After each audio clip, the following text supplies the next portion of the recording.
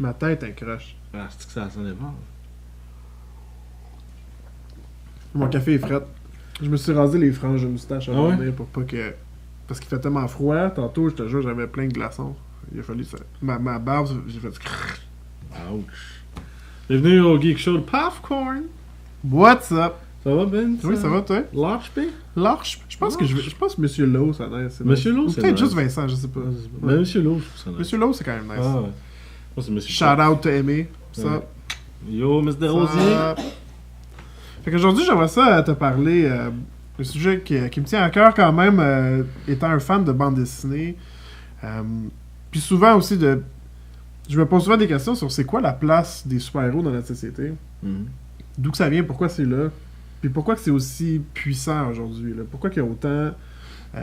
c'est devenu des icônes de la culture pop, right? Superman, Batman, Spider-Man, même Captain America, je pense, qui a pris comme Justement, je vais grande vous parler place. de l'origine de Superman dans un de mes Geek Shows à moi. Nice, bientôt. nice. C'est quelque chose que peu de gens connaissent. Oui, en fait, je vais en parler un petit peu, j'espère que je vais Ok. pas te voler trop le punch. Ben, on verra.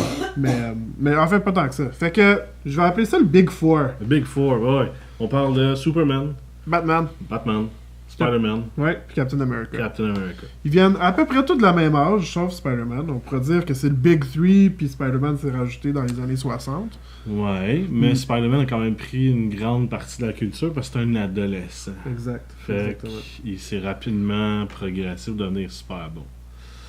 Exactement. Fait que pour ça poser la question, j'ai l'impression qu'il faut aller à l'origine de ça. Pourquoi que, tu sais, ces trois-là sont aussi importants? On retourne dans les années 30, au début des bandes dessinées. Puis en fait, Superman, c'est le premier super-héros. Il n'y en avait pas de super-héros avant, c'est le premier super-héros. C'est dans Action Comics qu'il a commencé. Oui, exact. Puis c'est lui qui a porté fièrement l'étendard du premier super-héros. Puis dans ce temps-là, c'était un temps assez volatile aux États-Unis, right? C'était un temps De guerre. C'était pas la guerre. Les années 30, c'était comme entre deux guerres. C'était l'après-guerre. Mais il y a eu un crash économique. C'était vraiment étrange. Fait que Superman a été adopté par les Américains en tant que un peu une icône, mais on se trompe un peu quand on dit que Superman c'était la bande dessinée la plus populaire de ce temps-là.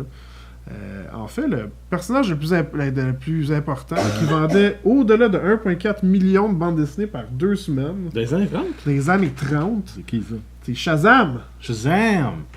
Ce qui était pas Shazam. Captain Marvel. Qui appartenait à DC. Ouais, Une chose étrange. Là. ouais. Ben, il appartient encore à DC, mais Captain Ouais, Marvel. Ouais. Ouais, il a changé pour Shazam pour enlever la confusion de... Parenthèse, Carol Danvers, Captain Marvel, est Ouais. devenue Miss Marvel Ouais. parce que DC a envoyé en cours Marvel. Hey, Ouais, tu peux ouais. pas prendre le même, en tout cas pas. Puis on a le contraire. Puis, que, justement, une question d'actualité, Angelina Jolie est en négociation en ce moment pour être Miss Marvel. Chose que je ne veux pas et que je déteste, mais bref. Ouais. Puis pour continuer dans la même lignée, tu sais, parce que justement, on se demande est-ce qu'ils ont toujours été aussi populaires, ces icônes-là. Mais en fait, dans le début des années 30-40, c'était en fait Submariner, Human Torch, oui Batman, oui Superman, oui Captain America. Mais ça, c'était ce qui était en haut. Puis il y avait The Atom, un autre super-héros qui a été oublié totalement.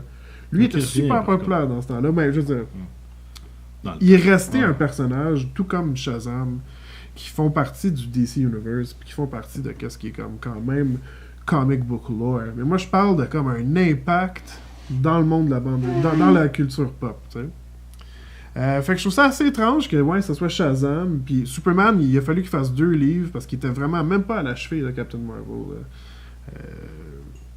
dans les années 30-40.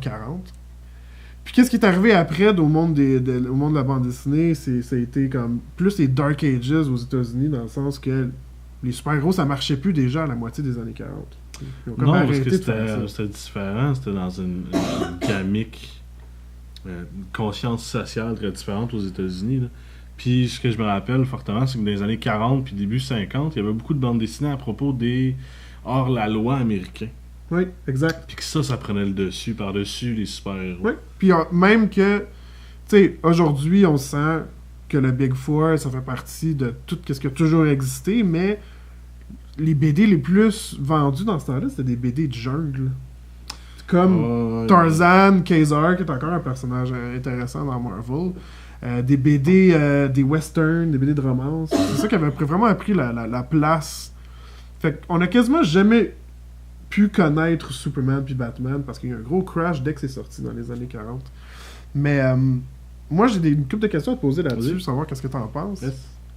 Comment expliquer l'impact de Superman puis pas de Shazam? C'est quoi la différence? Pourquoi que c'est pas Shazam qu'à travers les années est devenu Shazam, genre... c'était pas un immigrant, selon moi. Shazam, c'était un petit gars qui a acquis des pouvoirs magiques pour devenir Shazam avec Zeus, je pense, ou ça dépend de l'itération.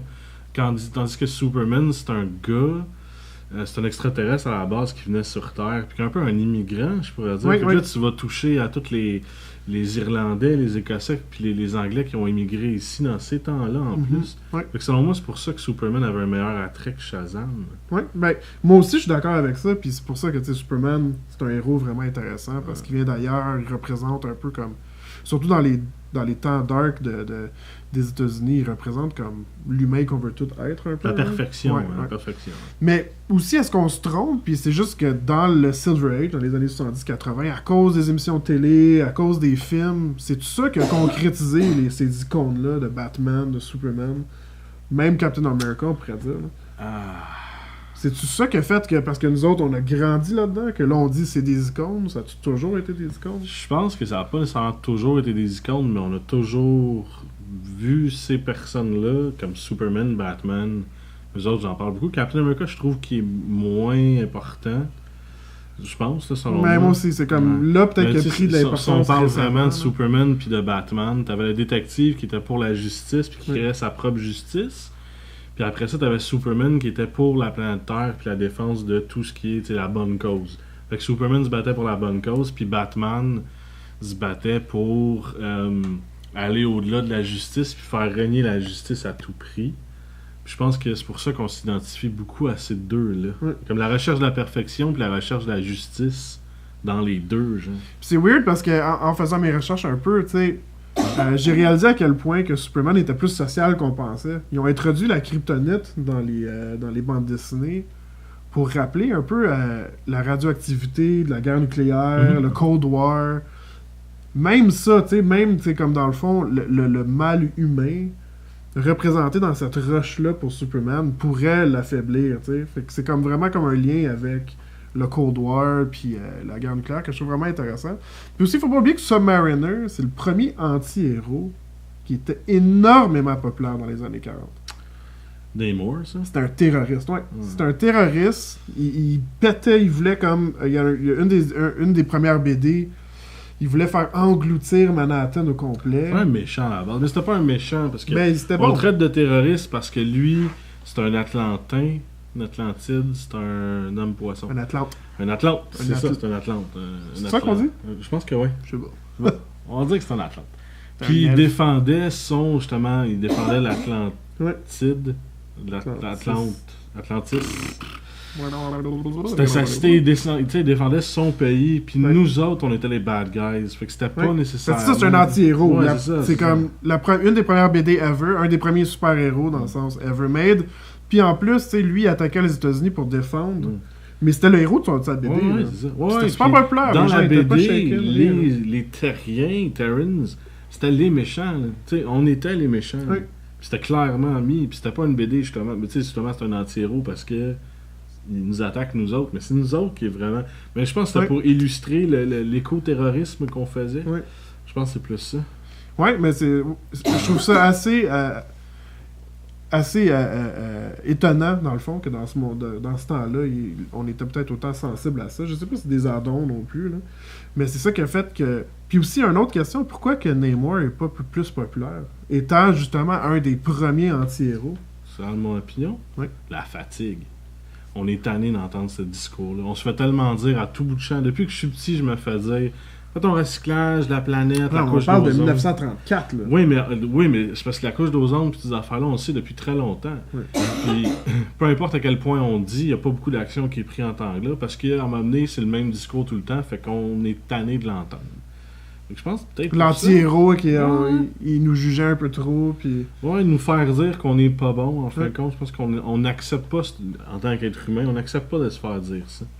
On devrait. Là. Tu sais, je trouve que tous les super-héros dans ce temps-là remplissaient un peu un mandat, tu sais. Ben, ils remplissaient un trou, genre, je vais en parler un petit peu plus tard, mais ils remplissaient un trou, on dirait, dans notre psyché humain.